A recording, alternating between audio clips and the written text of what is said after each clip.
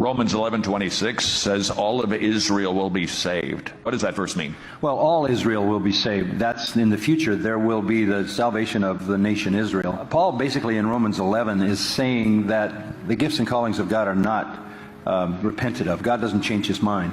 And in the Old Testament, he promised salvation to Israel.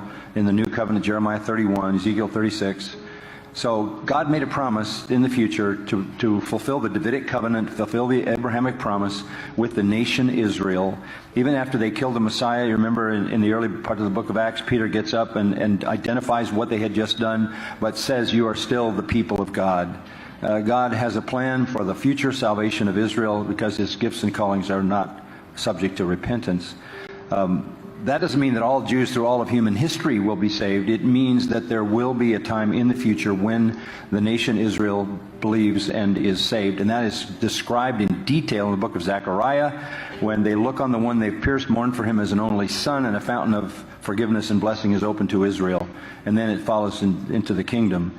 Isaiah 53 will be the confession of the nation Israel when they are saved. Because what he's prophesying is the future salvation of Israel when they look back and say, he was wounded for our transgressions, he was bruised for our iniquities, and by his chastening we have shalom with God.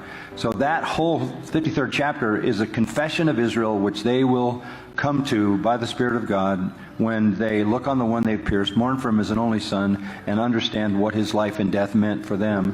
The prophets also say that 2/3 of the Jews will be purged out, but there will be a future salvation of living Jews who make up the nation Israel. And I think it's described in beginning detail in the book of Revelation when you have a revival in the city of Jerusalem. So are you suggesting that the church isn't Israel? Romans 11 does not allow that. That's the very verse you're talking about. The promises God made to Israel, he will fulfill to Israel.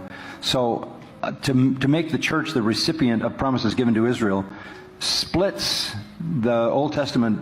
The future kingdom of Israel will bring about the salvation of the nation Israel. And that's what Jeremiah is talking about when he says, I'm going to give you a new heart and a new spirit and write my law in your hearts. And that's talking to Israel.